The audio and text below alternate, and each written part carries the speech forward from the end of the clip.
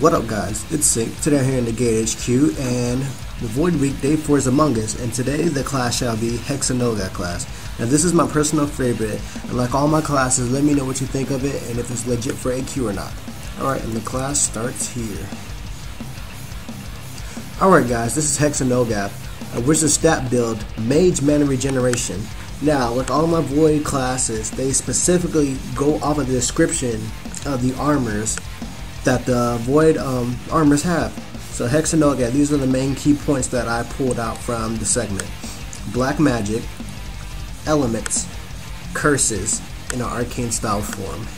Now, when expect to see with this class is basically a little bit of sinister black magic, a little bit of elements. So you might see a little bit of buffage or whatnot from the charging of the elements, and curses. First thing that comes to mind is a DOT or something that causes something over time. Now, let's just get started. Alright guys, this class is simple caster build, not the simple caster, but the healer build. So the intel is a little bit lowered, but the haste is a lot higher than usual. The haste and endurance is a little bit higher than the Mindbreaker build. So this one has an Archfiend / healer build. Alright guys, let's talk about the auto attack.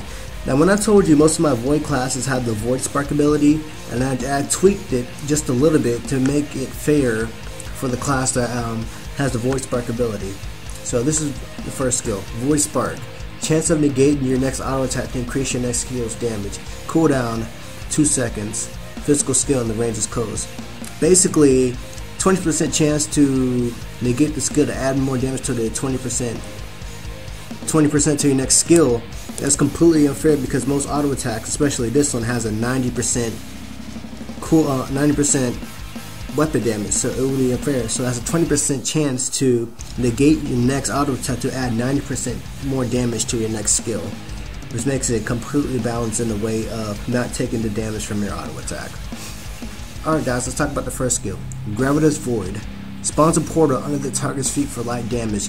Defying gravity, pulling them down, lowering their haste and chance to dodge by 20% for 6 seconds. Mana 12, cooldown 8 seconds, a magical skill and the range is closed. Basically, this does 75% weapon damage. This skill cannot miss. This is just overall to help out the class and keep it the edge over battle and whatnot. It only does light damage, but the main point is to have the debuff on your opponent to lower the chance to dodge and haste for this pesky evasives. Alright guys, let's go on to the next skill. Dark Mantle. Radiates a wave of energy, dealing moderate damage to all targets in range, blinding them for 5 seconds. Mana 18, cooldown 10 seconds, a magical skill and the range is medium. Basically, this does 190% weapon damage. If you guys don't know what blind is, when a target is blind, it basically negates all their attacks, unless it's a guaranteed hit skill. So basically getting hit by Shadow Blade. All the skills you will throw at your target will be missed. Nothing about that really important about that skill is really made for defense wise, to put the blinding on them just to help you survive longer. Alright guys, let's talk about the third skill, Elemental Arcana. Shield yourself with arcane energy, fused with elemental charges, transferring most incoming damage to your mana points instead of their hit points for 20 seconds. The more the opponent hits you, charge the elements, increasing your intellect more for the duration. Mana 18, cooldown 20 seconds, a magical skill, and this is a status move. Basically, this is very similar to Battle Mage's Explosive Shield and Mage's Arcane Shield, or Mana Shield. I'm not too pretty sure it's Arcane Shield. But the main fact about this is most of the damage will be going towards your mana points instead of your hit points. But the more the opponent hits you, increases your intellect. Now, if you think about it, intellect is very crucial to caster classes, increasing their haste a little bit and mainly their spell power, putting more damage to the skills. So, every time the user is hit, their intellect is raised by 5%, and it can go up to 50%, which is a pretty good, decent buff. As for Artifact Hunter, has the Destiny, which increases its intellect by 50%. So it's completely balanced, but the more the target hits you, the higher it gets. So the people who are going to be fighting this class gotta watch out how hard they hit the opponent. If they just hitting weak hits like Rogue or something, you're really gonna charge up the intellect build on this class. Alright guys, let's talk about the Ring for a passive. Primordial Knowledge. increases your mana regeneration by 25%. You're gonna be this class has pretty costly and short cooldowns. I mean, pretty costly mana cost and short cooldowns. So just to help it out a little bit more, just added a little more mana regeneration, and just to help it out, just keep the damage flowing as putting out the skills and having the edge in battle. Alright, the next rank for passive is Light Armor Expertise. Increases haste, dodge, and damage taken by 10%. You keep the class balanced. This light armor in the arcane style form. So you increase your haste and dodge, which is really good and really vital for caster classes who need that extra boost of speed and dodge. But you also increase the damage that you take by 10%. So this entirely goes straight towards your elemental arcana, taking 10%. Well, not necessarily 10%, but a fraction of that amount straight to your mana points. This is why the Primordial Knowledge and Light Armor Expertise really balance out Elemental Arcana. Alright guys, let's talk about the last skill. Contagion Allotment. Cast a curse on the enemy, letting the poison flow through the target's body. After 3 seconds, deals high damage, can't crit, be reflected or weakened. Mana 26, cooldown 12 seconds, a magical skill in the range is for. Basically, this is a ticking time bomb.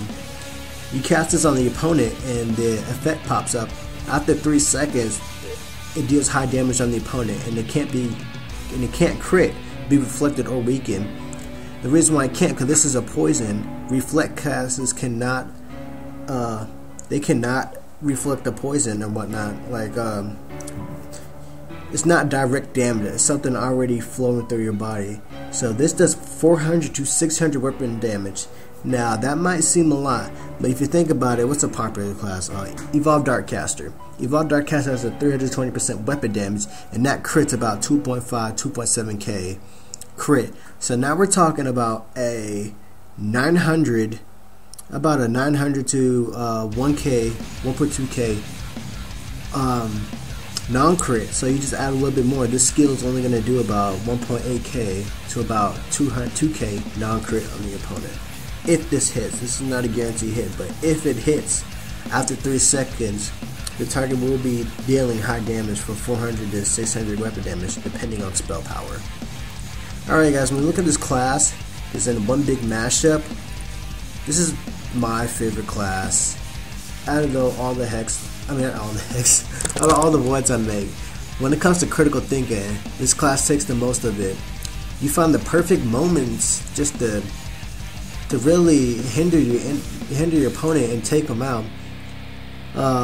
Gravitus Void is mainly for having the edge of battles, slowing them down, and keeping your hits constantly going. Dark Mantle is the mainly defensive move, blinding them, preventing them from to hit you besides guaranteed hits. You find the right flow of Elemental Arcana. Let's say you got Elemental Arcana and you get a good chunk of mana knocked out of you. Like, hey, I'm getting a good chunk of mana knocked out of me, and they hit me enough for my intellect to be a pretty good amount of buffage. So you use Dark Mantle to do that much damage added onto by the Elemental Arcana, and also blinding them, preventing you from knocking more of your intellect down. Not your intellect, more of your mana down. And also, this skill is very strong with Contagion Allotment. If you time it right and just get the perfect intellect build, you can just cast a curse on it and do a lot more damage than you usually do. Alright guys, that basically sums up this video. Like and subscribe, share with all your friends. And what do you guys think about this class? Do you think it's legit for AQ or not? Last but not least, Friday. It's the last one for Void Week. So you gotta get ready for Hex of Nulgath class, and this is an absolute monster. So prepared for this. Wow, Matt. Prepare for this Hex of Nulgath class, because this is a really, really nice one. And each of these voids are unique in their own way, and they have their own strengths and weaknesses as told in the descriptions. So, all that good stuff, like and subscribe, share with your friends. Please give me feedback what you think about these classes. These are just fan-made classes by me. People really think these are becoming released. No, all the class designs I do are made by me personally. Not armors, class design. Some of the armors, all the armors were made by me, except for these void classes that I've been doing. You might see these void classes on another class design because These are just specifically what I thought would be really nice for them. And they could be on another class maybe later on in some time.